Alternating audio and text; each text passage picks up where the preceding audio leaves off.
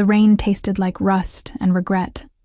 I stood on the cracked sidewalk outside the courthouse, my thin coat doing nothing against the November cold that seeped through fabric and skin, settling somewhere deep in my bones. The divorce papers were still warm in my purse, freshly signed, freshly stamped, freshly destroying what little remained of the life I'd tried so desperately to build. 3 years. 3 years of Marco's lies, his debts, his other women. 3 years of me scrubbing floors at the Lumiere, that overpriced French restaurant where people spent more on a single meal than I made in a week just to keep our lights on while he gambled away every cent. And now, standing here with mascara probably running down my cheeks and my second-hand heels developing new blisters, I had nothing. No home. He'd taken that in some twisted negotiation I was too exhausted to fight. No savings. Just a suitcase in a storage locker, and a shift at the restaurant starting in 4 hours. I should have felt free. Instead, I felt hollow. The city moved around me like I didn't exist. Taxis splashing through puddles, businessmen in expensive suits hurrying past without a glance. The whole world spinning while I stood still. Invisible. I'd always been invisible. To Marco. To his family who looked at me like I was dirt he'd tracked in on his shoes. To everyone except the kitchen staff at Lumiere, who knew my name because I was there 6 days a week, smiling through the exhaustion, pretending my life wasn't falling apart. I pulled my coat tighter and started walking. Nowhere to go, but standing still felt worse. The Lumiere sat in the heart of the financial district, all crystal chandeliers and marble floors, the kind of place where old money whispered over wine that cost more than my monthly rent used to be. I slipped through the service entrance, the familiar smell of garlic, butter, and expensive perfume wrapping around me like a bitter embrace. Ella. Marie, the hostess, grabbed my arm as I headed for the staff room. Her perfectly manicured nails dug in slightly. Thank God you're early. We have a situation. My stomach dropped. I can't lose this job, Marie. Not today. You're not losing anything. She lowered her voice, glancing toward the main dining room. But we need you on the floor tonight. Sophia called in sick, and we have the Valentino party in the private room. Private room meant high rollers. High rollers meant generous tips. Tips meant maybe I could afford a decent motel instead of sleeping in the restaurant storage room again. I'll do it, I said, probably too quickly. Marie's expression softened. She knew. Everyone knew about the divorce, about Marco, about how I'd shown up last week with a bruise on my wrist that I'd tried to cover with foundation. Change quickly. They'll be here in 20 minutes. The uniform was crisp white and black, simple, elegant, designed to make servers blend into the expensive wallpaper. I stared at myself in the staff bathroom mirror, trying to fix the damage. My dark hair hung limp around my face, and my green eyes looked too big, too exposed. At 26, I should have looked young, vibrant. Instead, I looked like someone who'd survived something. I splashed cold water on my face and forced my spine straight, invisible. Professional. That's all I needed to be. The private dining room was already being prepared when I entered. Candles flickering on a table set for 8. Champagne chilling in silver buckets. The floor-to-ceiling windows offering a view of the city lights beginning to glow against the darkening sky. I checked the wine selection, memorized the evening's specials, and tried to ignore the way my hands trembled slightly. They're here, Marie whispered from the doorway, her face pale. Ella, be careful tonight, okay? Before I could ask what she meant, voices echoed from the entrance, deep, controlled, speaking in Italian that flowed like dark water. My second-generation Italian was rusty, but I caught fragments. Business, territories, respect. Then he walked in. I'd served countless wealthy men in this restaurant. Bankers, CEOs, politicians, all of them carrying that particular arrogance that came with power and money. But this was different. This was something that made the air itself change, made every server in the vicinity suddenly find reasons to be somewhere else.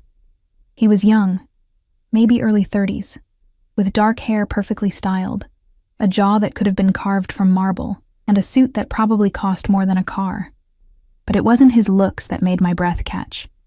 It was the way he moved, the way everyone else in his group deferred to him without him saying a word.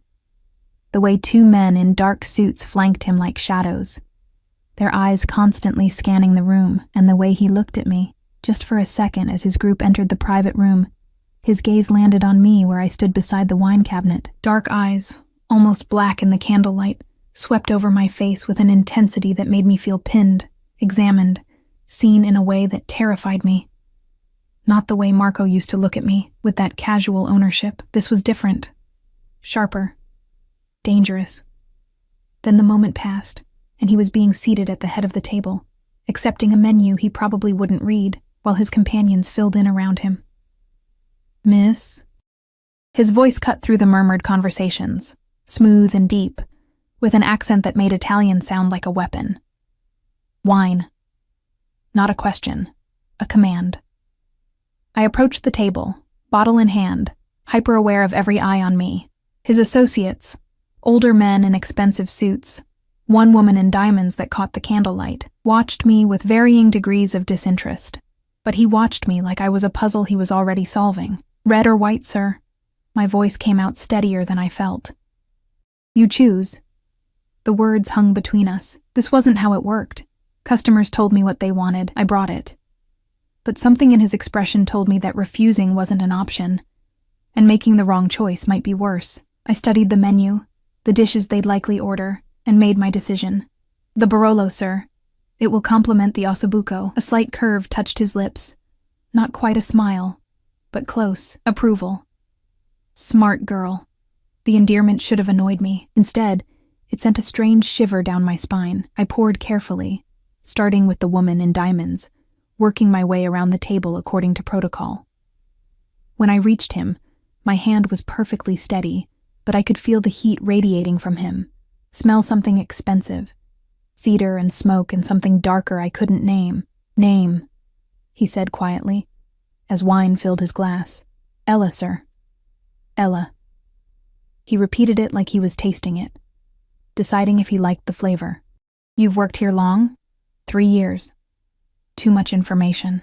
Servers weren't supposed to chat with customers, especially not in private rooms, especially not with men who had armed guards standing by the door. And before that, I met his eyes.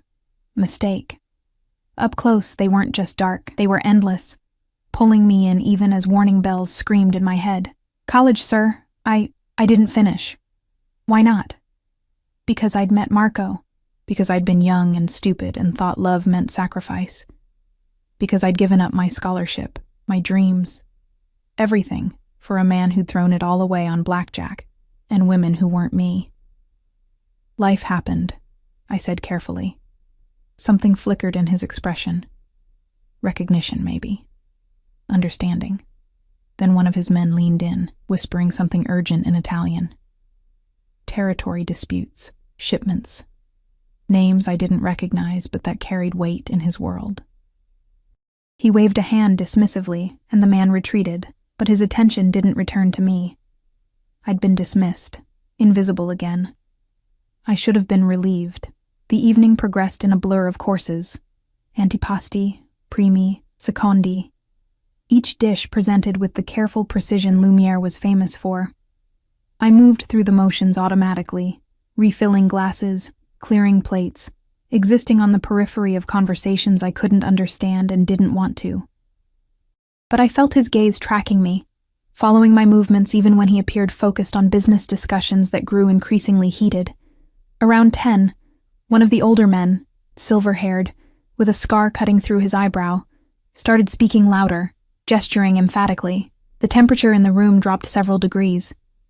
The young boss, because that's what he had to be, no one else commanded that level of deference, said nothing, just stared at the older man with an expression of such cold fury that I instinctively stepped back toward the wall. Enough. One word, barely above a whisper, but it sliced through the argument like a blade. Silence fell instantly. "We discussed this later, privately." The silver-haired man's jaw tightened, but he nodded. I kept my eyes down, refilling water glasses, trying to be invisible. But as I reached for the woman's glass, my sleeve caught the edge of her champagne flute. Everything slowed. The glass tipping, the golden liquid spilling across the white tablecloth, splashing onto the woman's designer dress. She shrieked, jumping up, Italian curses flowing like poison. "I'm so sorry!" I grabbed napkins, trying to blot the damage, my heart hammering against my ribs. "I'm so sorry, clumsy bitch!" The woman's hand flew toward my face. It never connected. His fingers wrapped around her wrist mid-swing, stopping the blow inches from my cheek. I hadn't even seen him move, but suddenly he was there, standing between us, his grip on her wrist tight enough to make her wince. "No one," he said softly, dangerously, "touches my staff. Dante, she ruined my Valentino." The woman's voice turned pleading, childish. Dante. His name was Dante. "Send me the bill, Isabella." He released her wrist and turned to me. Up close, he was taller than I'd realized, broad-shouldered, and the candlelight cast shadows across his face that made him look carved from darkness itself. "Are you hurt?" "No. I couldn't find words.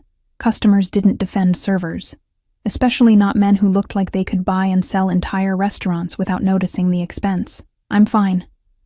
"I'm so sorry. I should have been more careful. You work too hard," he interrupted. And somehow he knew. Somehow he'd seen what everyone else missed. The exhaustion, the bruises under my eyes, the way my hands shook slightly from stress and too little sleep. "When does your shift end?" 2 a.m., but take the rest of the night off. "Sir, I can't. I need this job. You'll be paid." He nodded to one of his guards, who immediately pulled out a wallet. "Double your usual rate. Consider it. Compensation for Isabella's behavior." The guard placed $500 bills on the table. $500. That was more than I made in 2 weeks. "I can't accept this." Even as I said it, I was thinking about the storage locker fee, the motel, how long $500 could stretch if I was careful. "You can. You will." Dante's hand moved, just slightly, barely touching the small of my back, but the contact sent electricity through every nerve. "Go home, Ella. Rest." Before I could argue, before I could think, he was guiding me toward the door, his presence at my back both terrifying and strangely safe. Marie stared as we emerged, her eyes wide with what looked like fear. "She's finished for the night," Dante told her, his tone leaving no room for argument. "Someone take her home." "That's not necessary," I started. It wasn't a request. 10 minutes later, I found myself in the back of a black Mercedes, one of Dante's guards driving, the city lights blurring past the tinted windows. The leather seat was soft enough to sink into, and exhaustion hit me like a physical weight, now that adrenaline was fading. "Where to, miss?" the driver asked, his English heavily accented. Where to? I didn't have a home anymore, just a storage locker and a restaurant that sometimes let me sleep in the back. But I couldn't say that. Couldn't show that level of pathetic to a man who probably reported everything back to his boss. "The 6th Street Motor Lodge," I said finally. It was cheap, relatively clean, and I could afford 3 nights now with Dante's money. The driver nodded, and we pulled into traffic. I pressed my forehead against the cool window, trying to make sense of the evening. Dante's eyes, his hand on my back, the way he'd defended me like it mattered. Like I mattered. It didn't make sense. Men like that didn't notice women like me. Unless they wanted something. The thought sent ice through my veins. But before I could follow it further, the driver's phone rang. He answered in rapid Italian, his tone respectful, submissive. Then he glanced at me in the rearview mirror, and something in his expression changed. We weren't going to the motel. The car turned onto the highway, heading toward the private airfields outside the city. My stomach lurched. "Excuse me," I said, trying to keep my voice steady. "This isn't the way to 6th Street. Change of plans, miss." The driver's eyes met mine in the mirror, apologetic but firm. "Don't worry. You're safe. Safe." The word felt like a lie as we approached a gate where guards waved us through without hesitation. As we drove onto a tarmac where a sleek private jet waited, its stairs extended like an invitation or a threat. Dante stood at the base of those stairs, hands in his pockets, looking like he owned the night itself. The car stopped. The driver opened my door, and Dante smiled. A real smile this time, slow and predatory and absolutely certain I would come to him. "Hello again, Ella," he said softly. "We need to talk about your ex-husband." The world tilted. Marco. This was about Marco. I'd just walked out of one nightmare and straight into something infinitely more dangerous. My legs wouldn't move. I sat frozen in the backseat of the Mercedes, staring at Dante through the open door, my mind racing through every terrible possibility. Marco's gambling debts, the loan sharks who'd started calling our apartment, my former apartment, at 3 a.m, the men with dead eyes who'd shown up at the restaurant twice, asking questions about him in voices that promised violence. I don't know where he is, I said, hating how my voice shook. We're divorced, as of today. I haven't seen him in 2 weeks, and I don't want to... I'm not looking for Marco. Dante's voice cut through my panic, calm and controlled.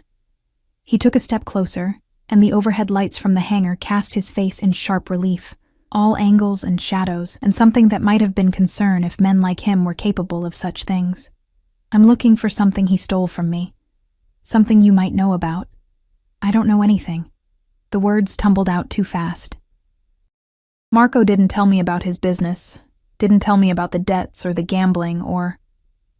I stopped, realizing I was giving too much away, showing too much weakness to a man who probably ate weakness for breakfast.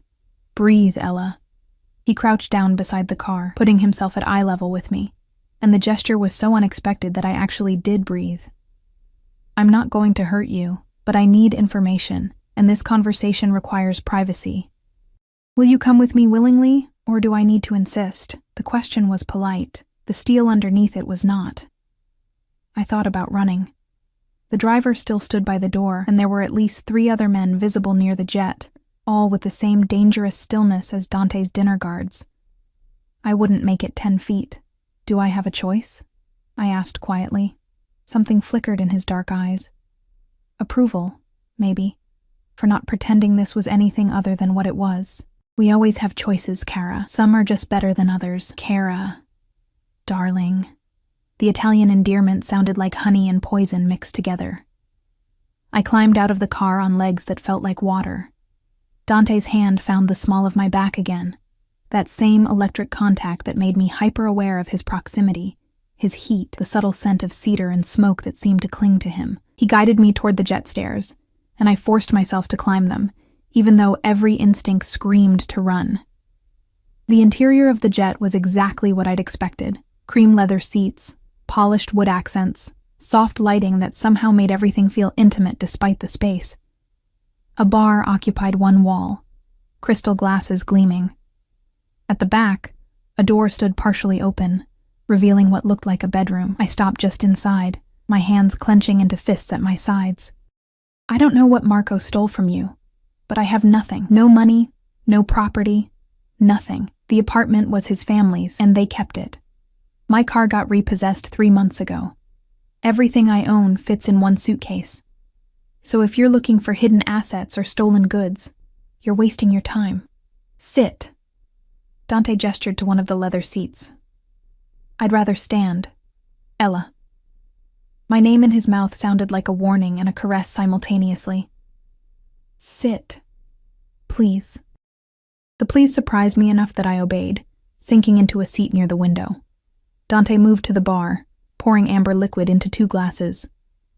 He brought one to me, pressing it into my hand. Whiskey, he said. You look like you need it. I did. God, I did. But accepting drinks from Mafia bosses seemed like exactly the kind of mistake that ended with people disappearing. Still, my hands wrapped around the glass, drawing comfort from its weight, its solidity.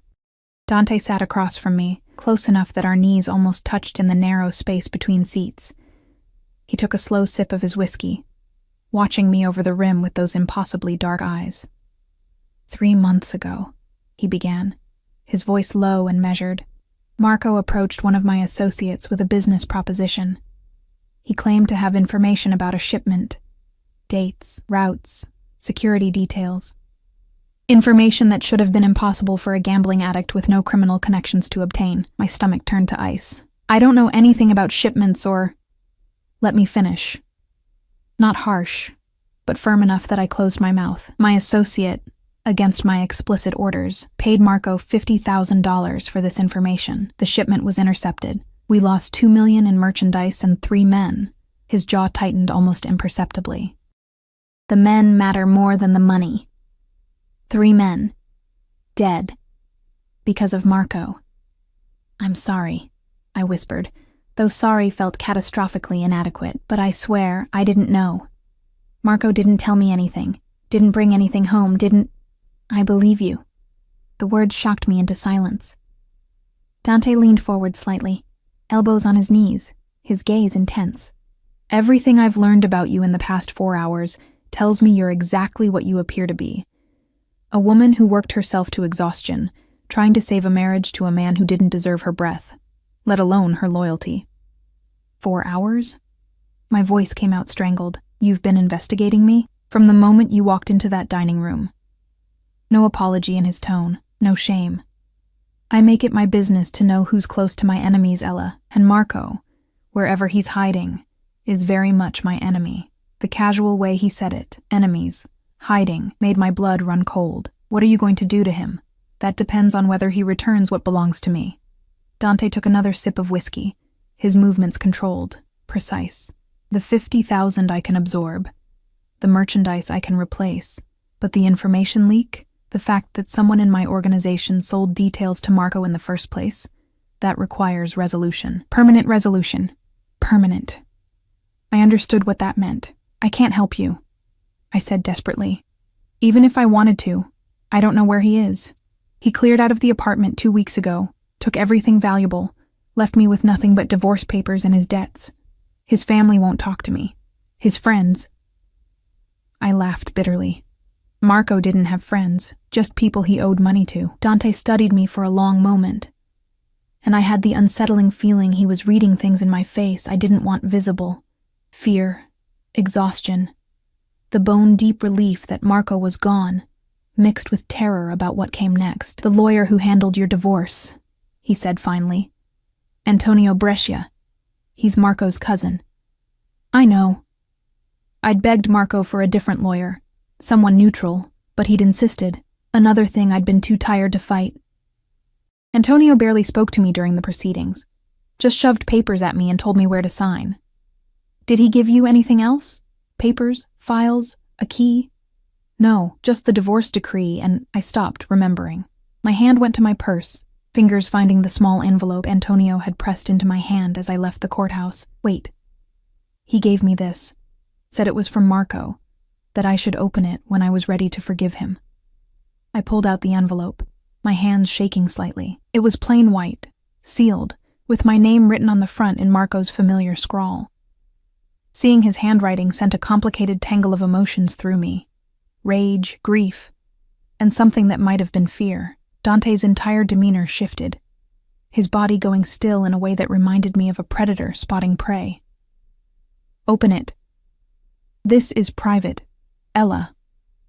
He leaned closer, and the space between us evaporated into something charged and dangerous. Whatever is in that envelope, it's not a love letter. Marco knew exactly what he was doing when he had his cousin give it to you today. Open it. Now. My fingers fumbled with the seal. Inside was a single piece of paper, a receipt from a storage facility across town, Unit 447, paid through the end of the month. And underneath, in Marco's handwriting, I'm sorry for everything. This makes us even. What's in the unit? Dante's voice was soft, controlled, but I heard the steel underneath. I don't know. I didn't even know he had a storage unit. My mind raced.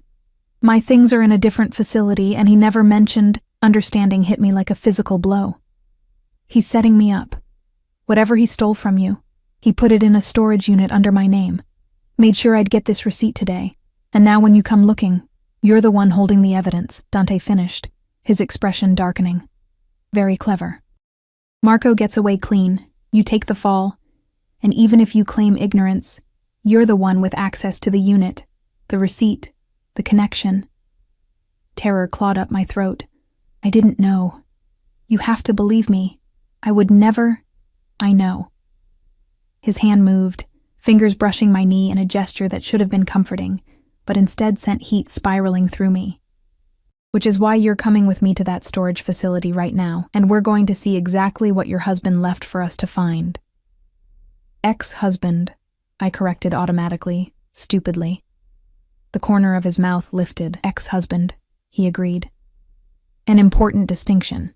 He stood, pulling out his phone and speaking rapid Italian to someone on the other end. Instructions, coordinates, orders that I didn't fully understand, but that made the person on the other end respond with immediate deference.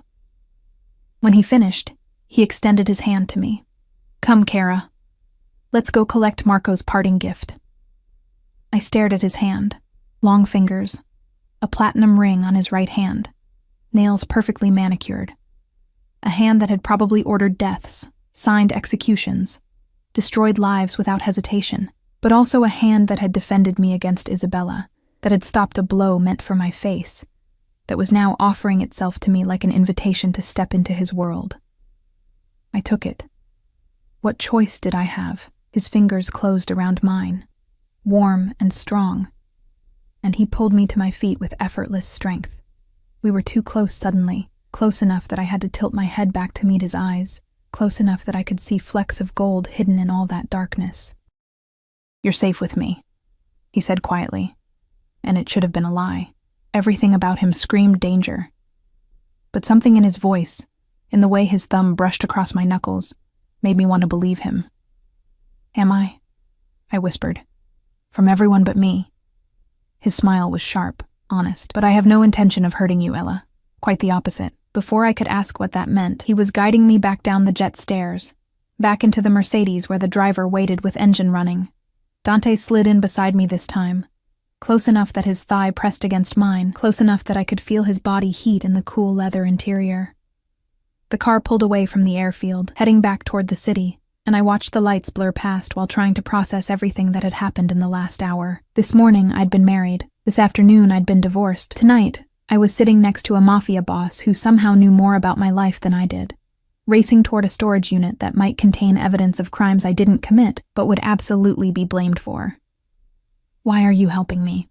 The question escaped before I could stop it. If you think Marco set me up, why not just leave me to deal with the consequences? Dante was quiet for a long moment, his profile sharp in the passing streetlights. When he finally spoke, his voice held something I couldn't quite identify. Because when I walked into that dining room tonight and saw you standing there looking like you'd survived a war, something in me recognized something in you. Survivors know survivors, Ella. And you've been surviving something terrible for a long time. You don't know me, I said, but even as the words left my mouth, they felt like a lie. He'd seen me, truly seen me, in a way no one had in years, not yet. His hand found mine in the darkness, lacing our fingers together in a gesture that felt both possessive and protective. But I intend to. The storage facility loomed ahead, all concrete and fluorescent lights and chain-link fencing. The driver pulled up to the gate, where two of Dante's men already waited. The same guards from the restaurant, now dressed in dark clothing that made them blend into shadows. One approached Dante's window as it lowered. Unit 447, second building, 4th floor. No cameras in the stairwells, and we've taken care of the night manager's very sudden need to take a break. Good. Dante squeezed my hand once before releasing it. Stay close to me, understand? Don't touch anything. Don't open anything. If there's trouble, you get behind me immediately. What kind of trouble? My voice came out smaller than I wanted. The kind that involves people not wanting us to find what Marco left behind. He opened his door, then paused, turning back to look at me with an intensity that stole my breath. I meant what I said, Kara. You're safe with me. I protect what's mine. What's mine? The words should have offended me, should have made me argue that I wasn't his, wasn't anyone's. But something in the way he said it, like a vow, like a promise written in blood and darkness, made my heart hammer against my ribs for entirely different reasons than fear. I followed him into the building, flanked by his guards, surrounded by an aura of controlled violence that made other late-night storage users hurry away without making eye contact. We climbed stairs that smelled like dust and motor oil, past units that held other people's forgotten belongings, their abandoned lives, until we reached the 4th floor. Unit 447 sat at the end of a dimly lit hallway. Dante held out his hand. The receipt. There should be a code. I gave him the paper with shaking fingers. He punched numbers into the electronic lock, and it clicked open with a sound that felt like fate. The door rolled up, revealing a 10 by 10 space packed with boxes, crates, and plastic-wrapped packages that even I knew meant drugs, guns, or worse. "Cristo," one of the guards breathed, but Dante's attention wasn't on the contraband. It was on the folder sitting on top of the nearest box, a thick manila folder with my name written across it in Marco's handwriting. He picked it up carefully, opened it, and his expression went absolutely cold. "What is it?" I asked, though part of me didn't want to know. Dante turned the folder so I could see. Inside were documents, bank statements, property deeds, transfer papers, all in my name, all showing transactions I'd never made, purchases I'd never authorized, connections to criminal enterprises I'd never heard of. Marco hadn't just set me up as the holder of his storage unit. He'd spent 3 years building a paper trail that made me look like his partner, his co-conspirator, his willing accomplice in everything. If anyone investigated, if law enforcement or rival criminals came looking, every piece of evidence would point to me. "He destroyed me," I whispered, the full horror of it sinking in. Even in leaving, he destroyed me. Dante's jaw clenched, and when he looked at me, I saw rage burning in those dark eyes. Not at me, but for me. "No," he said softly, dangerously. "He tried to destroy you, but he made one critical mistake." "What mistake?" His hand cupped my face, thumb brushing my cheekbone in a gesture so gentle it made my eyes burn with tears I refused to shed. "He led you to me, and now you're under my protection, whether you want it or not. Anyone who comes for you comes through me first."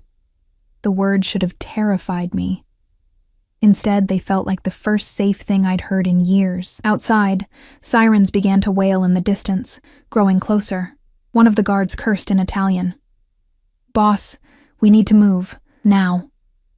Dante's expression never changed. He pulled out his phone, took photos of every document in the folder, then calmly set it on fire with a lighter from his pocket. We watched Marco's carefully constructed frame-up burn to ashes. "The unit?" the guard asked urgently. "Leave it." Dante took my hand, pulling me toward the stairs as the sirens grew deafening. "It's empty enough without the documents. Nothing connects back to her now." We ran through the building, my heels clicking frantically against concrete. Dante's hand firm around mine, his body positioned to shield me from whatever came. Behind us, I heard shouts, footsteps, the chaos of a raid happening exactly when Marco must have planned for it to happen. Right after he'd made sure I had the receipt, right after he'd ensured I'd be caught red-handed. But we burst through a side exit I hadn't noticed before, into an alley where the Mercedes waited with engine running. Dante practically threw me into the back seat, sliding in after me, and the driver peeled away from the curb with the kind of precision that came from practice. Through the back window, I watched police cars surround the storage facility, watched officers swarm inside, and knew with absolute certainty that if Dante hadn't been there, if he hadn't burned those documents, I would be in handcuffs right now facing charges I couldn't defend against. "You saved me," I breathed, turning to look at him in the darkness of the car. "Why?" Dante's hand found my face again, his touch impossibly gentle for a man capable of such violence. "Because the moment I saw you tonight, exhausted and bruised and still standing, still surviving, still fighting, I knew you were mine to protect, mine to keep." His thumb traced my lower lip, and heat flooded through me despite everything. "And I always protect what's mine, Kara. Always." The possessiveness in his words should have sent me running. Instead, I leaned into his touch like a flower turning toward the sun, starved for warmth after years in Marco's cold shadow. "Where are we going?" I asked softly. His smile was dark, promising, absolutely certain. "Home. My home. Where you'll stay until I decide it's safe for you to leave." Not until I decided, until he decided. I was trading one cage for another, one form of captivity for something infinitely more dangerous. But as Dante's hand slid into my hair, as his forehead pressed against mine in the darkness of the speeding car, as sirens faded behind us, and the city lights blurred into streaks of gold and white, I couldn't bring myself to care. For the first time in 3 years, I felt safe. even if that safety came wrapped in darkness and danger, and the possessive touch of a man who just claimed me as his without asking permission. Even if I was falling into something I didn't understand and couldn't control. Even if every rational part of my brain screamed that this was a mistake. His lips brushed my temple, barely a kiss, more a promise. Sleep, Ella. I'll wake you when we arrive, and God help me. I did. I woke to silk.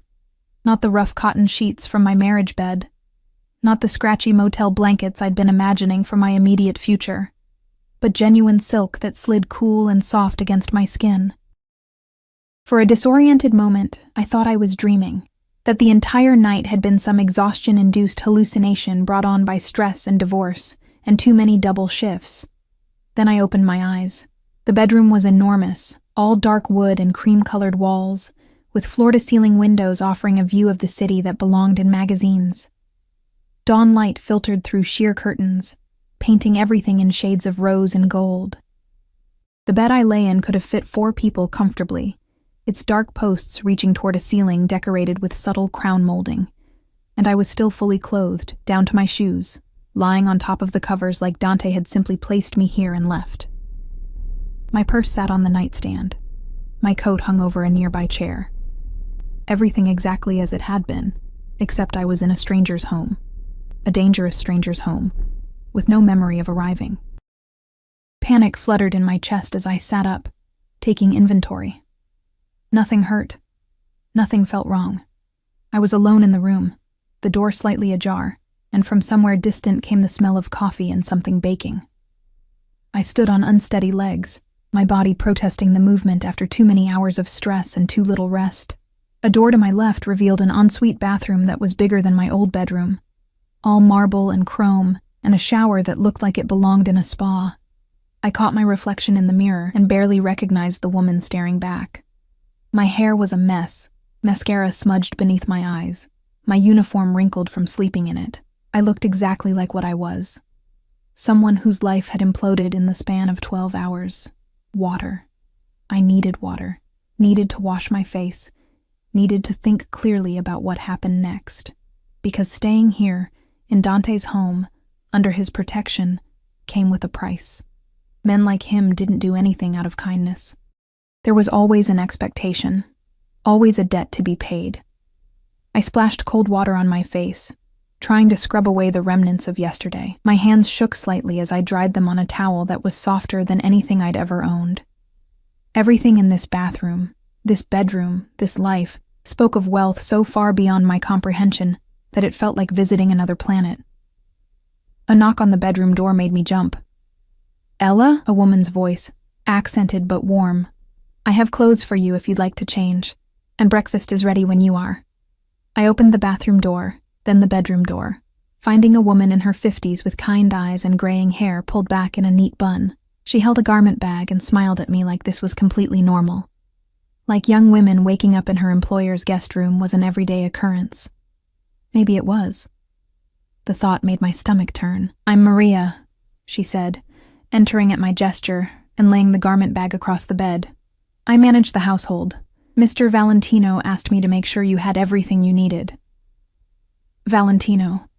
So that was Dante's last name, a name that probably carried weight in certain circles, probably made people nervous, probably opened doors and closed mouths with equal efficiency. "Thank you," I managed. "But I should probably go. I don't want to impose, Mr. Valentino was very clear that you're to stay as long as necessary." Maria unzipped the garment bag, revealing clothes that looked expensive and impossibly exactly my size. "He's in his office handling business, but he asked that you join him for breakfast when you're ready. No rush," she added, seeing my expression. "Take your time. Shower if you'd like. The house is safe, Ella. You're safe here." Everyone kept saying that. "You're safe." Like if they repeated it enough times, it would become true. And I'd stop feeling like I'd stepped into a beautiful trap that I didn't know how to escape. But Maria's kindness seemed genuine, and the thought of a proper shower was too tempting to resist. "Thank you," I said again. "I appreciate this, all of it." She patted my hand gently. "We take care of our own here, and Mr. Valentino has made it clear that you're to be treated as family." Something in her expression softened. He doesn't bring people home, Ella. In the 5 years I've worked for him, you're the first. That means something. Before I could ask what it meant, she was gone, closing the door softly behind her. I stared at the clothes on the bed. Designer jeans, a soft cashmere sweater in deep green, undergarments still in packaging, even socks. Everything I would need, all in my exact size, procured sometime between last night and this morning, with an efficiency that spoke of resources I couldn't begin to fathom. The shower was heaven. Multiple shower heads, water pressure that felt like a massage, products that smelled like vanilla and something floral I couldn't name. I stayed under the hot water longer than necessary, washing away the courthouse and the storage facility and Marco's final betrayal, watching it all swirl down the drain like maybe I could wash away the entire nightmare of my marriage. The clothes fit perfectly. The jeans hugged my curves without being tight. The sweater was soft enough to live in. And for the first time in months, I looked in the mirror and saw someone who might be worth looking at. Not the exhausted server in a wrinkled uniform. Not Marco's discarded wife. Just me. A version of me I'd forgotten existed. I followed the smell of coffee downstairs, my bare feet silent on hardwood floors that gleamed with polish. The house was a study in controlled elegance. Artwork on the walls that looked original. Furniture that balanced comfort and sophistication. Nothing ostentatious, but everything quality. Old money, I thought, or at least designed to look like it. Voices drifted from an open doorway, Dante's deep rumble, and another man speaking rapid Italian. I hesitated in the hallway, not wanting to interrupt, not sure if I should announce myself or retreat back upstairs. "She's awake," Dante's voice calling out before I'd made a decision. "Come in, Ella. We're just finishing." I entered what was clearly his office. A massive desk covered in papers and laptops, walls lined with books in Italian and English. A seating area with leather chairs positioned near windows overlooking manicured gardens. Dante sat behind the desk in a fresh suit, looking like he'd slept 8 hours instead of whatever few he'd managed. The man standing beside him was older, silver-haired, wearing glasses and holding a tablet. "Ella, this is my attorney, Luca Moretti." Dante stood, moving around the desk with that predatory grace I was beginning to recognize. "Luca, this is Ella Rossi. She'll be staying with us for the foreseeable future." Rossi. My maiden name. I'd taken Marco's name when we married, De Luca, but I'd filed the paperwork to change it back as part of the divorce. Hearing Dante use it felt significant somehow, like he was acknowledging that I was no longer tied to Marco, no longer part of that family. Luca studied me with sharp eyes that missed nothing, then nodded respectfully. "Miss Rossi, a pleasure. Luca has been researching your situation," Dante said, his hand finding my elbow and guiding me toward the seating area. "Sit. Have you eaten?" "Not yet, but—" "Maria!" he called, and within seconds, the housekeeper appeared with a tray, coffee, pastries, fresh fruit, yogurt, more food than I could eat in a day. She set it on the table in front of me with a warm smile before disappearing again. I realized then how this must work. Dante spoke, and people materialized to fulfill his wishes before he had to ask twice. A life of absolute authority, absolute control, where his word was law and questioning him probably wasn't healthy. "Your legal situation is complicated," Luca began, settling into a chair across from me while Dante sat close enough that our knees touched. "Marco built a convincing paper trail suggesting your involvement in his activities. However, your employment records, bank statements, and the testimony of your coworkers all support your claim of ignorance. The divorce filing helps. It establishes that you were separating yourself from him before the raid. But—" I heard the word he hadn't said. "But if federal investigators decide to pursue charges, you'll need a strong defense. Marco made it look like you were a willing participant, and proving otherwise will require resources." He glanced at Dante. "Expensive resources. Cost isn't a concern," Dante said flatly. "Whatever she needs, make it happen." I can't accept that. I forced the words out, even though accepting was so tempting I could taste it. "I don't have any way to pay you back. And I can't start a new life buried in debt to—" I stopped, not sure how to finish that sentence. "To a crime boss? To a man I'd met 12 hours ago? To someone who made me feel things I had no business feeling? Dante's hand covered mine, silencing my protests. You're not going into debt, Kara. Consider it compensation for the years you spent suffering because of a man connected to my world. If I'd known what Marco was, what he was doing to you, I would have intervened much sooner. The words were possessive, protective, and completely insane. You didn't know I existed until last night. And yet here we are. His thumb traced circles on my palm, and I hated how that simple touch made it hard to think clearly. Luca, what else? The storage unit raid yielded significant evidence. Drugs, weapons, stolen merchandise from multiple sources. Without the documents connecting Miss Rossi to the operation, the investigation will likely focus on Marco and his known associates. However, she should expect to be questioned. I recommend she doesn't speak to any authorities without representation present. She won't be speaking to anyone without my approval, Dante said, his tone leaving no room for argument, and she certainly won't be doing it alone. What about protective measures? I've filed paperwork establishing her residence here as of last night, with you listed as her employer in a household management capacity. It provides legitimate reason for her presence, and establishes a degree of legal protection under your umbrella. Luca's careful word choice made it clear he was dancing around Dante's actual business. I've also begun proceedings to seal her previous address and ensure any attempts to locate her are directed through my office first. My head spun. Wait, you're saying I work for Dante now and that I live here? When was I going to be consulted about any of this? Both men looked at me with expressions that made it clear consultation wasn't really part of their vocabulary. You needed protection, Dante said simply. I'm providing it.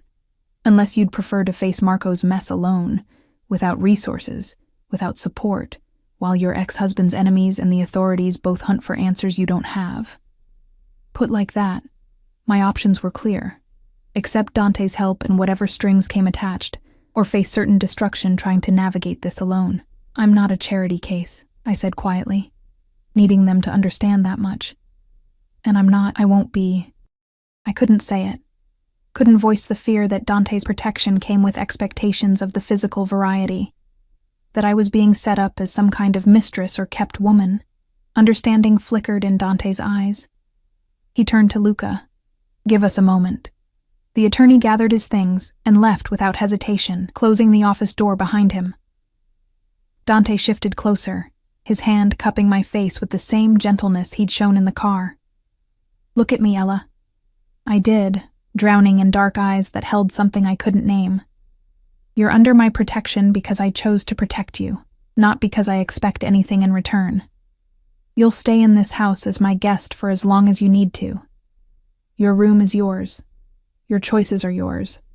I won't touch you unless you ask me to. Why? The question burst out. Why would you do all this for someone you don't even know? His jaw tightened, and for a moment, I saw something raw flash across his face, something that looked almost like pain. Because 3 years ago, I watched my sister marry a man who seemed perfect, charming, successful, from a good family. Within 6 months, she was a shadow of herself. Thin, scared, always making excuses for bruises and canceled plans. His hand dropped from my face, curling into a fist. By the time I realized what was happening, by the time I intervened, he'd broken her so thoroughly that she's still in therapy, still afraid of her own shadow. Dante. I breathed his name, understanding blooming painful and clear. When I saw you last night standing in that dining room looking like you'd survived a war, I saw Sophia. I saw what she could have become if I hadn't pulled her out, and I swore to myself that if I had the power to save someone else from that fate, I would. No matter what it cost. The raw honesty in his voice made my throat tight. I'm not your sister. No. His eyes met mine again, burning with something that made heat pool in my stomach. You're not. Which is why this is complicated in ways I'm still figuring out. But my offer stands. Protection, resources, safety. No strings attached beyond you allowing me to keep you safe. I should have said no. Should have insisted on handling this alone, on maintaining my independence, on not letting another man control my life regardless of his intentions. But I was so tired of fighting, tired of struggling, tired of being strong when I had nothing left to be strong with. "Okay," I whispered, "but I need to contribute something. I can't just live here as a guest indefinitely. Let me work, cooking, cleaning, something. Please." A small smile curved his lips. "Maria would kill me if I put you to work in her kitchen, but if you need purpose, we'll find something. Deal, deal." He stood, extending his hand to help me up, and when I took it, he didn't let go. Instead, he led me toward the door, his body angled protectively as we moved through his home. "Come. Let me show you the rest of the house. You should know where everything is." The tour was surreal. A media room with a screen bigger than my old bedroom, a library that smelled like leather and old paper, a gym that looked professional, a kitchen where Maria presided over staff I hadn't known existed. Every room was beautiful, elegant, clearly expensive, and completely foreign to the life I'd known. But it was the garden that stole my breath. We stepped through French doors onto a terrace that overlooked acres of manicured grounds, flowers I couldn't name, stone pathways winding through green spaces, a fountain in the distance catching morning light. It was peaceful, beautiful, and so far removed from my cramped apartment and Marco's constant chaos that I felt tears prick my eyes.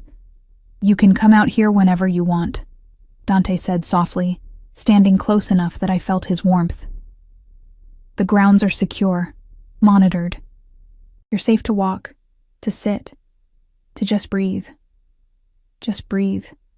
When was the last time I'd been able to do that?" "Thank you," I managed, my voice thick. "For all of this, even if I don't fully understand why." His hand found mine again, lacing our fingers together in that possessive way that should have bothered me but didn't. "You will. In time, you'll understand exactly why I can't let you go." The words hung between us, heavy with implication, with promise, with danger. Before I could respond, one of his guards appeared at the terrace door. "Boss, you have a call. It's urgent." Dante's expression shifted, hardening into the dangerous man I'd first seen in the restaurant. "Go ahead and explore," he told me, squeezing my hand once before releasing it. "I'll find you when I'm done." I watched him disappear into the house, watched the guard follow with military precision, and found myself alone in a garden that felt like paradise and prison combined. My phone buzzed in my pocket. I'd forgotten I even had it. 3 missed calls from Marie at the restaurant, 2 voicemails from numbers I didn't recognize, and 1 text message from an unknown number that made my blood run cold. "Enjoyed the show last night, Ella. Tell Valentino his protection won't last forever. Marco sends his regards." My hands shook so badly I nearly dropped the phone. Marco knew where I was, knew I was with Dante, knew enough to send threats that felt like promises. I spun around, looking for cameras, for guards, for any sign I was being watched. The garden suddenly felt exposed, vulnerable, the beauty transforming into threat. "Dante!" I ran back toward the house, my heart hammering, fear clawing up my throat. "Dante!" He emerged from his office, already moving toward me with guards materializing from nowhere, and his expression told me he'd somehow known, somehow anticipated this. I thrust the phone at him with shaking hands. He read the message, and his face went absolutely cold. Colder than I'd seen, colder than I'd imagined possible. "Get Luca back here now," he told one guard. To another, "I want surveillance doubled, no one in or out without my explicit approval, and I want Marco's location within the hour." His eyes found mine, and beneath the ice was fire, and someone find out how he got her number and burn that source to the ground. He pulled me against his chest, one arm wrapping around me while he continued issuing orders over my head. I pressed my face against his shirt, breathing in cedar and smoke, letting his strength hold me up when my legs felt like giving out. "He's not going to stop," I whispered. "He's going to keep coming. Let him come." Dante's voice rumbled through his chest, dark with promise. "Let him try. He'll learn very quickly that touching what's mine is the last mistake he'll ever make." What's mine? Again those words. Possessive, absolute, terrifying. And God help me, I wanted to be his. Wanted the protection, the safety, the certainty that someone powerful enough, dangerous enough, would stand between me and the world that wanted to destroy me, even if it meant belonging to a man who ruled through fear and violence. Even if it meant trading one form of captivity for another. Because at least this cage came with gardens, with silk sheets, with a man whose touch made me feel alive instead of invisible. At least this time, I was choosing the trap. Dante's lips brushed my temple. Barely a kiss. "Pack nothing," he murmured against my skin. "You're not going anywhere, Kara. Not now. Not ever." The finality in his voice should have terrified me. Instead, it felt like coming home. The next 3 days passed in a strange suspension of reality. Dante's home became my world. A gilded fortress where armed guards patrolled invisible perimeters, and every window held bulletproof glass I wouldn't have noticed if Maria hadn't mentioned it, while showing me how to work the climate control. I existed in a bubble of enforced safety, surrounded by luxury I'd never imagined. While somewhere outside these walls, Dante's people hunted for Marco, and Marco's threats grew bolder. 2 more messages had come through before Dante's tech specialist, a quiet young man named Nico, who looked too innocent to be part of a criminal organization, wiped my phone and set me up with a new number known only to people Dante trusted. The messages had been worse than the first. Explicit threats. Descriptions of what Marco would do when he got his hands on me. Promises that Dante's protection was temporary, that eventually I'd be alone and vulnerable again.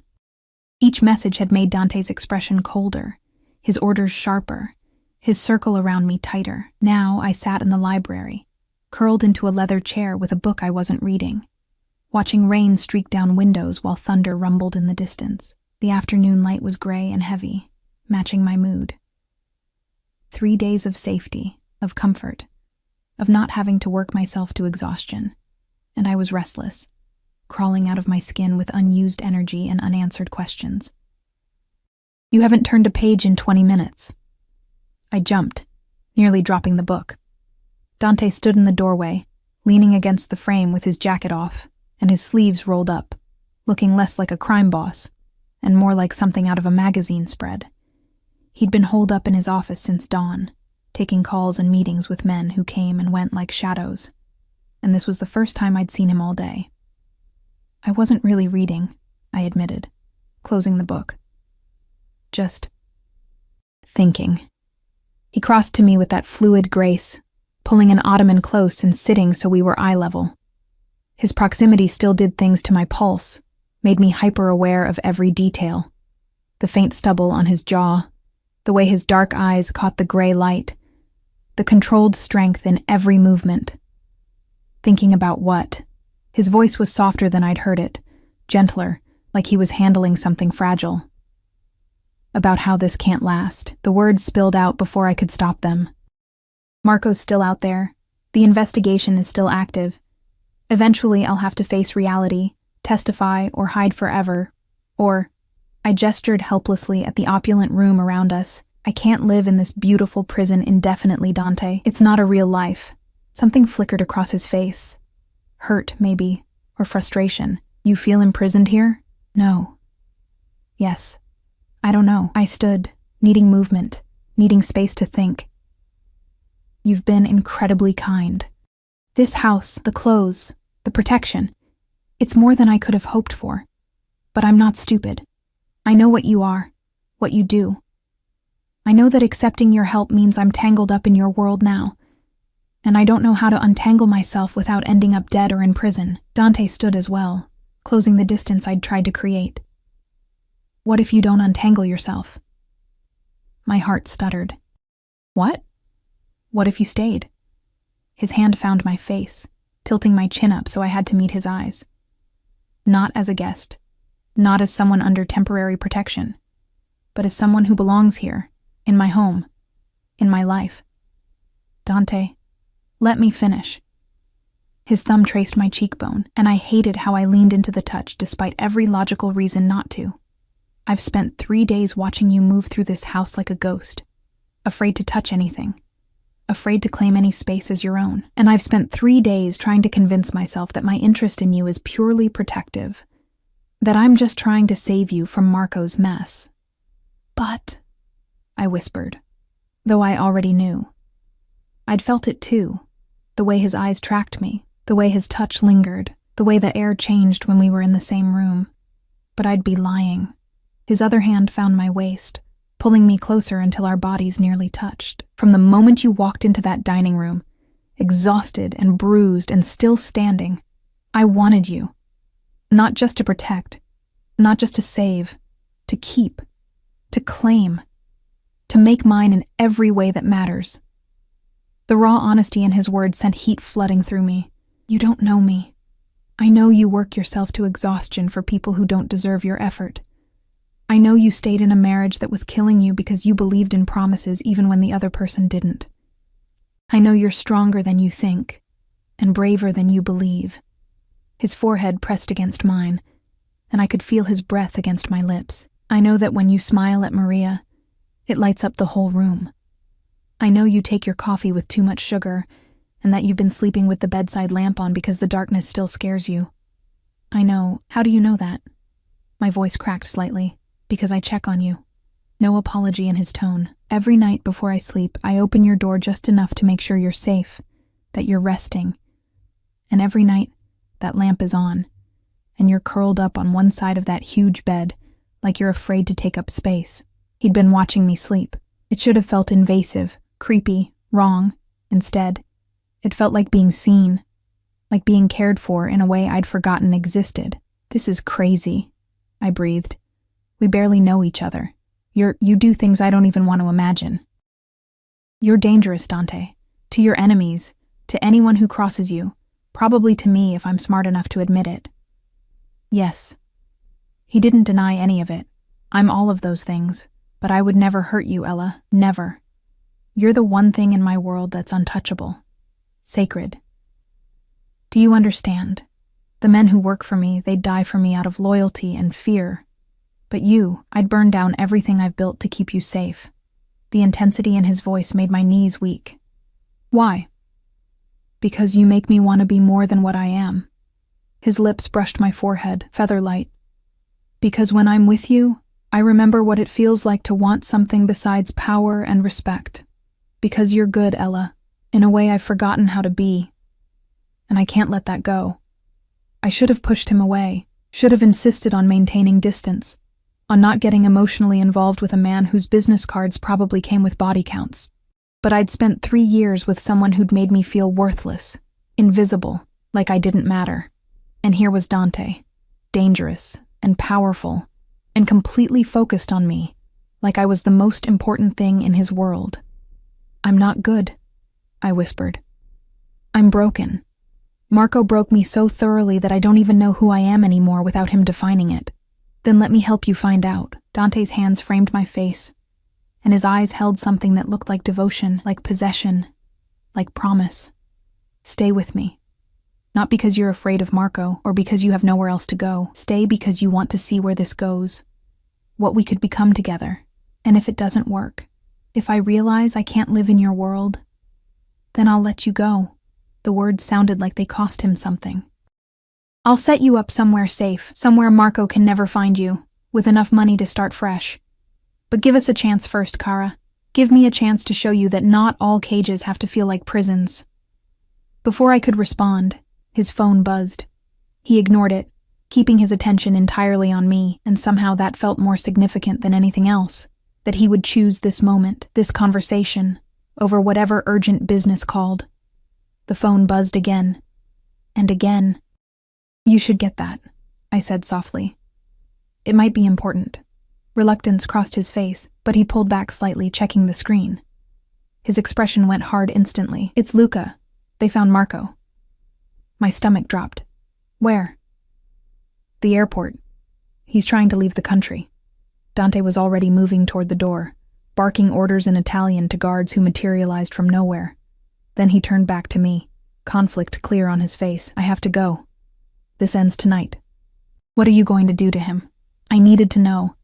Needed to understand exactly what Dante was capable of. He crossed back to me, pulling me against his chest in a fierce embrace. What he deserves. What anyone who threatens you deserves.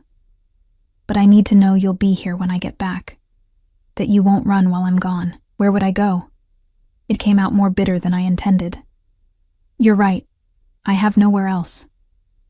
That's not why I want you to stay. His hand tangled in my hair, tilting my head back so I had to meet his burning gaze. Stay because you want this, want us. Want to see what happens when someone actually puts you first for once in your goddamn life. Then his mouth was on mine. The kiss was nothing like I expected. Not gentle or tentative or asking permission.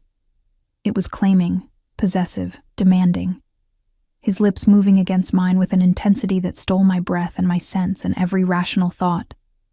His tongue swept into my mouth when I gasped, tasting me like he was starving, like he'd been holding back for 3 days and couldn't anymore. I kissed him back with equal desperation, my hands fisting in his shirt, pulling him closer even though we were already pressed together. Every nerve ending lit up, every sensation amplified, until the world narrowed to just this: his taste, his touch, his body hard against mine, his possession absolute and terrifying and exactly what I needed. When he finally pulled back, we were both breathing hard. His eyes were black with want, his control visibly fraying at the edges. "Stay," he commanded, his voice rough. "Promise me." "I promise." The words left my mouth without conscious thought, pulled from somewhere deep and honest.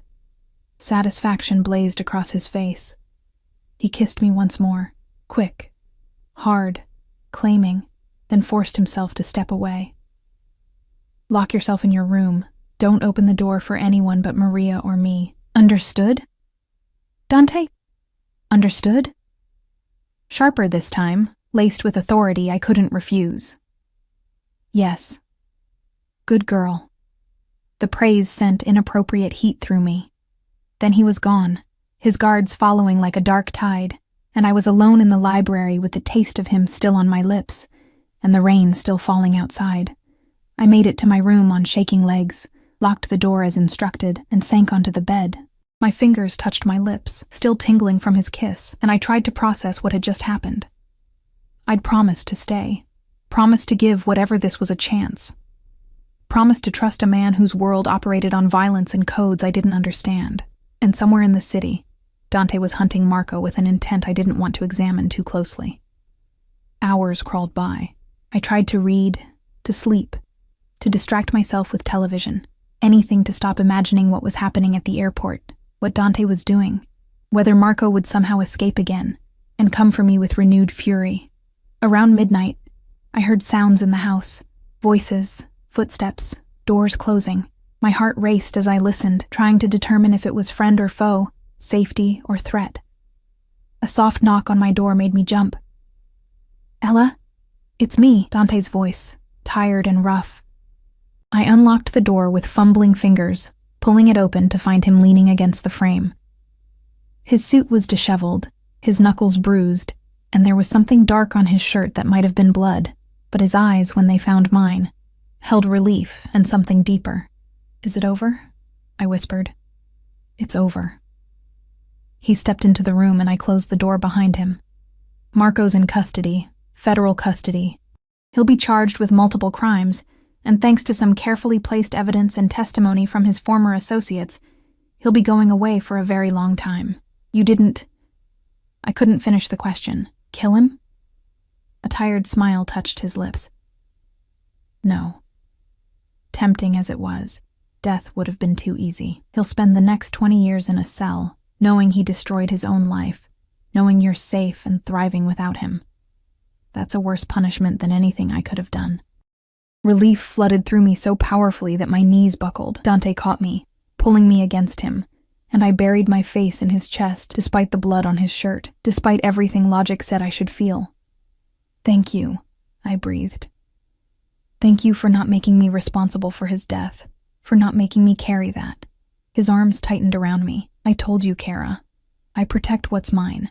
That includes protecting you from the darkness of my world when I can." We stood like that for a long moment, just holding each other, until exhaustion pulled at both of us. "You should sleep," I said finally. "You look dead on your feet. So do you." He studied my face with concern. "Have you eaten?" Maria brought me dinner. I picked at it. Food had been impossible with worry gnawing at my stomach. "Come on." He took my hand, leading me toward the bed. "Lie down with me, just for a while. Every reasonable voice in my head screamed that this was a bad idea. But I was so tired of listening to reasonable voices, so tired of being careful and cautious and afraid. We lay down on top of the covers, still fully clothed, and Dante pulled me against his chest with my head tucked under his chin, his heartbeat steady beneath my ear, and his hand traced slow circles on my back, soothing and possessive simultaneously. "I meant what I said earlier," he murmured into my hair, "about wanting you to stay, about giving us a chance. I know." My fingers curled into his shirt. "I'm scared, Dante. Scared of what it means to be with you. Scared of your world. Scared that I'm making another terrible choice with another dangerous man." "I'm not Marco." Steel entered his voice. "I would never raise my hand to you. Never belittle you. Never make you feel less than you are. My world is dangerous, yes, but you'd be protected within it, cherished, treated like the queen you deserve to be." Queen. The word was absurd and intoxicating simultaneously. What if I can't be what you need? My deepest fear, spoken into the darkness. What if I'm too broken, too damaged, too ordinary for your extraordinary life? He shifted, tilting my face up so I had to meet his eyes. "You're already everything I need, strong enough to survive what would have destroyed most people, brave enough to keep going when everything fell apart, soft enough to still be kind despite having every reason to be bitter. You're not broken, Ella. You're a survivor. And survivors are the most extraordinary people of all." Tears burned behind my eyes. "How do you do that? Make me believe things about myself I've never seen? Because I see you clearly. No filters, no lies, no misconceptions. Just you. Exactly as you are, and you're magnificent." His lips brushed my forehead. "Sleep, Kara. Tomorrow we'll start figuring out what comes next. Together. Together."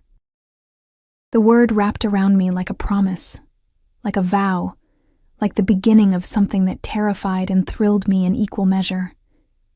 I closed my eyes, letting exhaustion finally pull me under, safe in the arms of a dangerous man who somehow made me feel safer than I'd ever felt.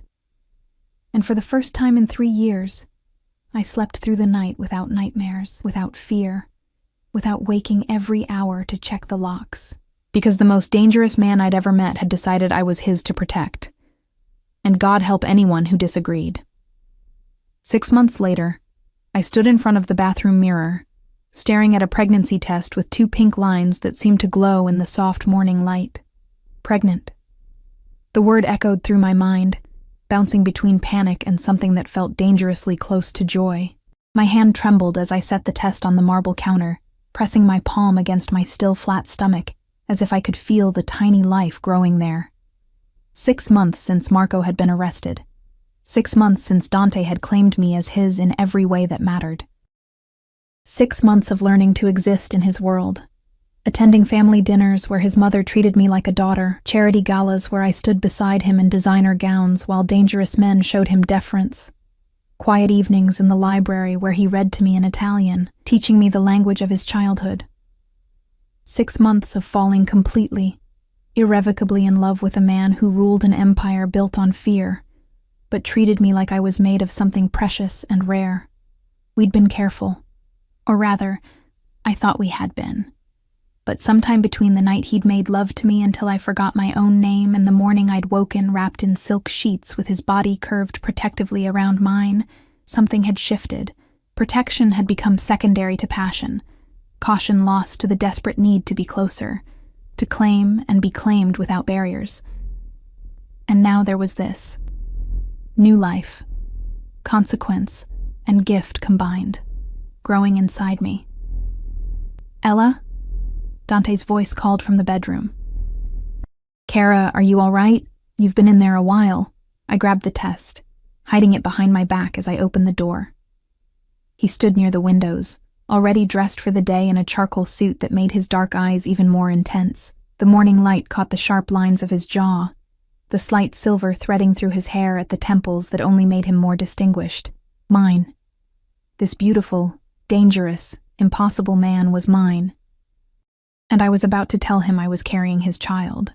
"I'm fine," I managed, though my voice shook. "Can we talk?" Concern immediately creased his features. He crossed to me, hands finding my face with the gentleness I'd learned to expect from him. The same hands that had broken bones and signed death warrants, somehow infinitely gentle when they touched me. "What's wrong? Did something happen? Is it Marco?" His expression darkened. If he somehow reached out from prison. "It's not Marco." I pulled his hand down, pressing it against my stomach. "It's us. It's Dante. I'm pregnant." The words hung between us, and I watched a dozen emotions flicker across his face in rapid succession. Shock, confusion, and then something that looked like wonder breaking through his carefully controlled expression.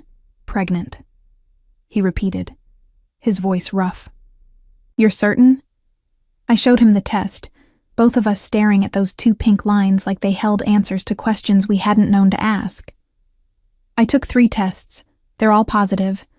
I have an appointment with a doctor this afternoon to confirm," but I searched his face desperately, trying to read his reaction. "Say something. Please." Instead of speaking, he dropped to his knees in front of me. His hands spanned my waist, his forehead pressing against my stomach with a reverence that stole my breath. I felt his shoulders shake slightly, and with shock, I realized he was overwhelmed, possibly even close to tears. This man who faced down enemies without flinching, who commanded an empire with cold calculation, undone by the news of a child. "Dante?" I threaded my fingers through his hair, concerned. I never thought.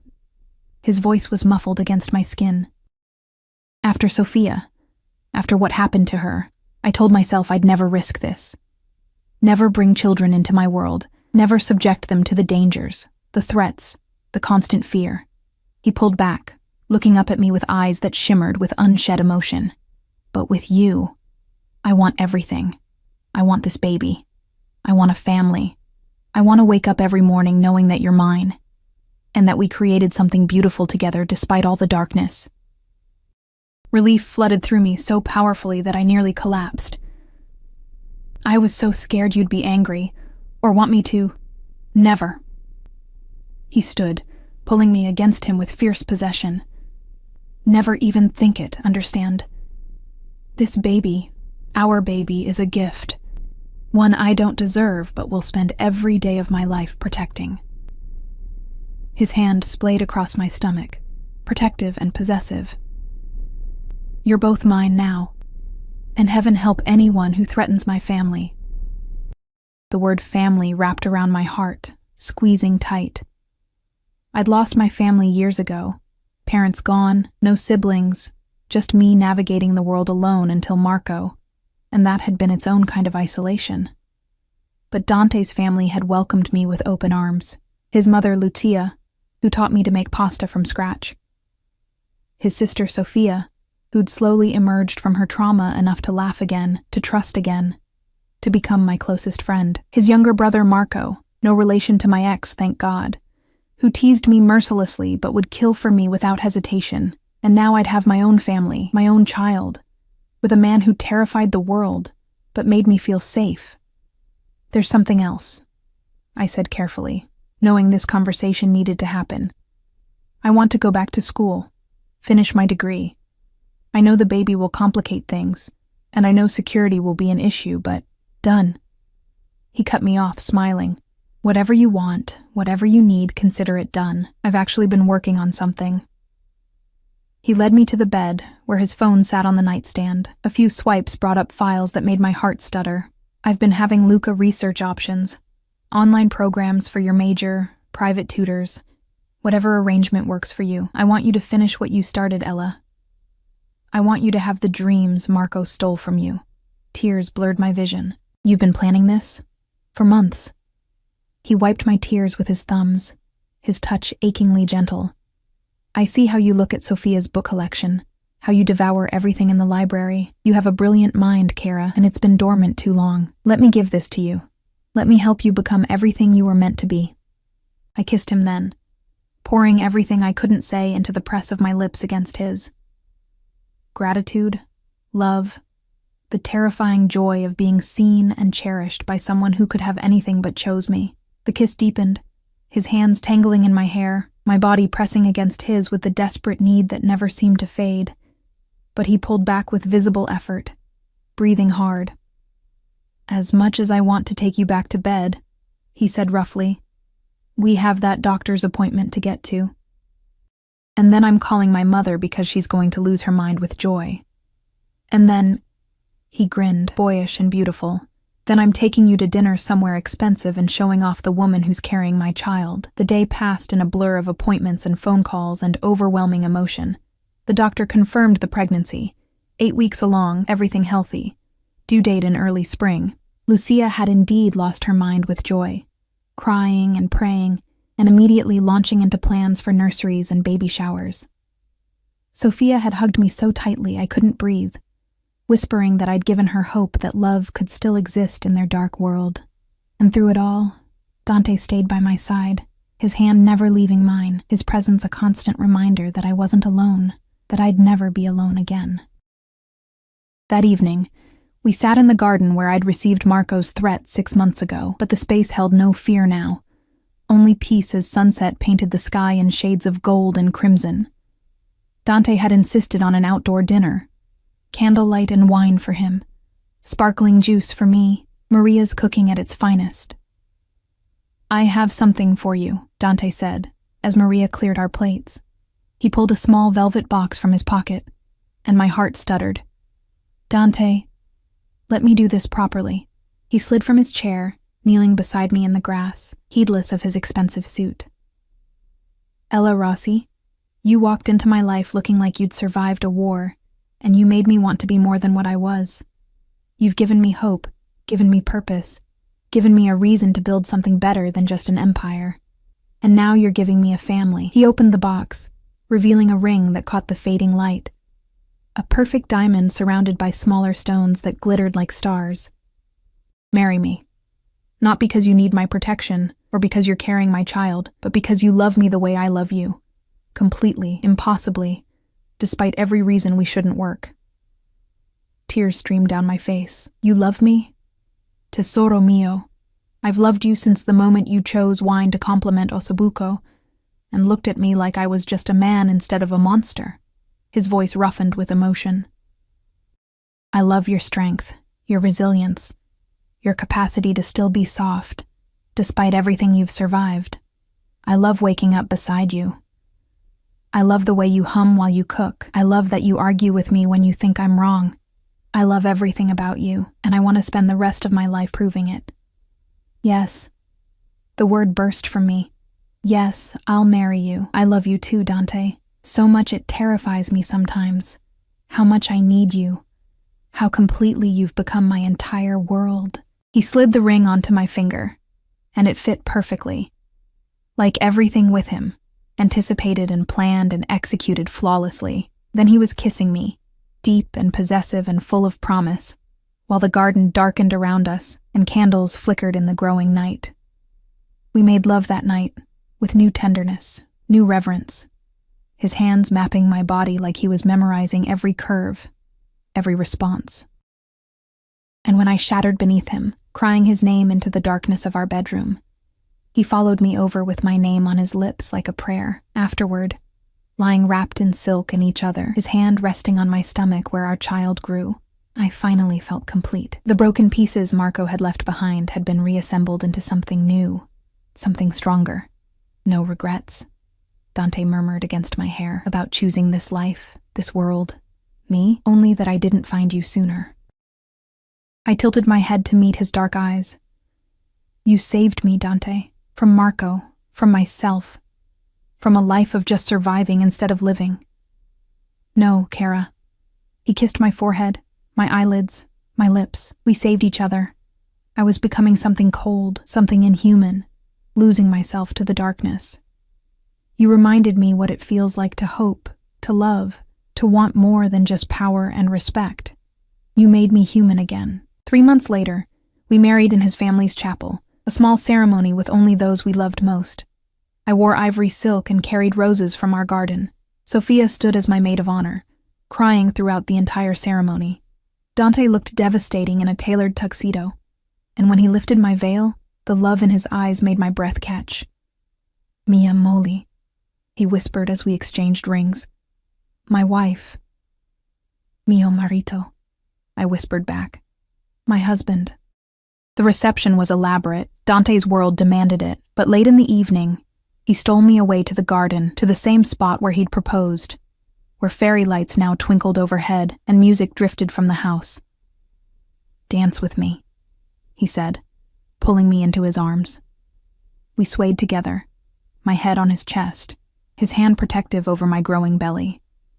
5 months pregnant now, just starting to show, carrying the future we'd created together.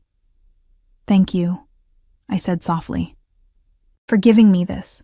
For giving me everything. Ella, look at me. I did, drowning in dark eyes that held absolute devotion. You gave me everything. Purpose, family, love. Everything that matters. My empire, my business, my reputation. None of it means anything compared to this. Compared to you. You're my world, Kara.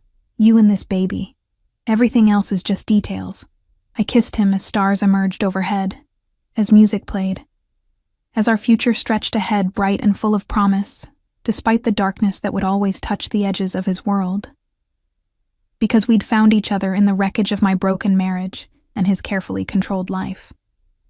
We'd chosen each other despite every logical reason not to, and together, we'd built something beautiful from broken pieces and dangerous circumstances. 4 months later, I gave birth to a daughter with her father's dark eyes and my smile. Dante held her with shaking hands, tears streaming unashamedly down his face, and I watched him transform completely. The feared Mafia boss became just a man, a husband, a father, someone capable of extraordinary gentleness despite hands that had dealt in violence. We named her Sofia Lucia, after the women who'd welcomed me into their family, who'd taught me that love could exist even in dark places.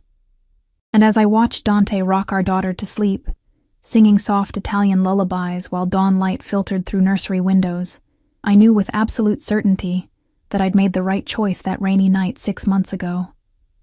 I'd walked out of a broken marriage and into something far more dangerous, far more consuming, far more real than anything I'd known before.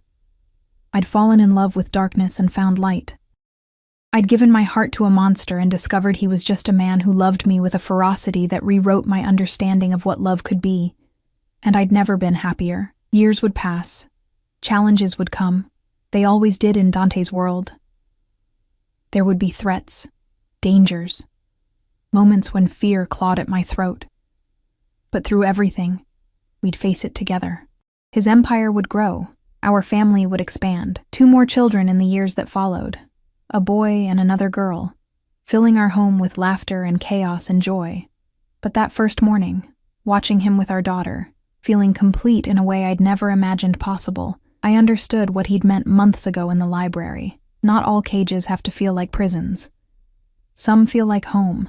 Some feel like love. Some feel like the beginning of everything you never knew you needed. And as Sophia's tiny hand wrapped around Dante's finger, as he looked up at me with wonder written across his face, as morning light painted our family in shades of gold and promise, I knew I'd found exactly where I belonged.